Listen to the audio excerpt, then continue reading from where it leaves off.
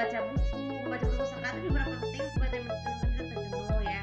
Tidak berpuasa itu 2 kali, ada yang sampai setiap waktu pagi dan waktu siang. Tidak hanya itu saja, di zaman SMP sampai kuliahan ya, biasanya waktu pagi-pagi itu kan mereka tuh berpilih untuk model-modelnya seperti ini guys.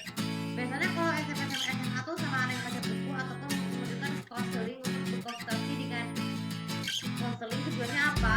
Untuk agar puasa kita tuh lebih berkah dan terhindar dari berbagai hal-hal yang buruk, kayak misalnya banyak yang berpuasa diam-diam, juga berbuka puasa diam-diam, terus juga kadang makan wanita haid dan sebagainya. Ataupun juga kalau sembunyi banyak sekali kalau sembunyi Ramadan itu kan membatalkan puasa. Jadi berpuasa itu akan membatalkan juga kita tetap terjaga.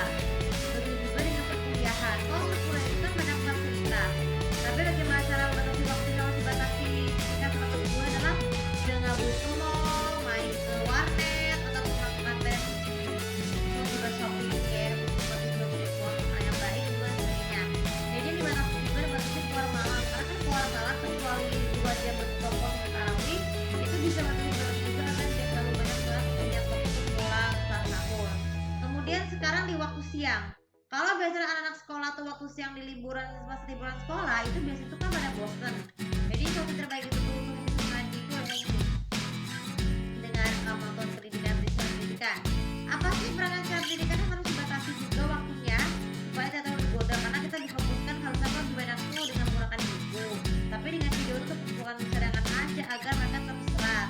Dan batasi juga menonton kartun di waktu jam siang sampai 20 juga itu agar bisa memberikan masalah waktu.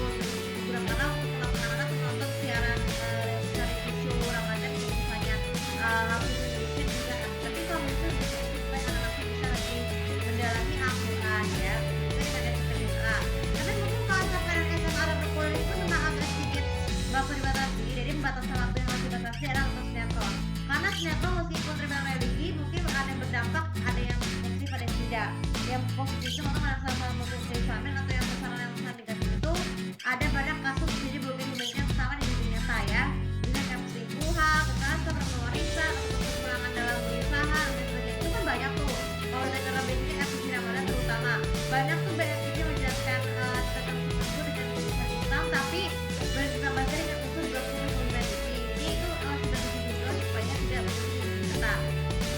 Kemudian di waktu malam, apa saja sih kegiatan yang harus waktu malam saat Ramadan?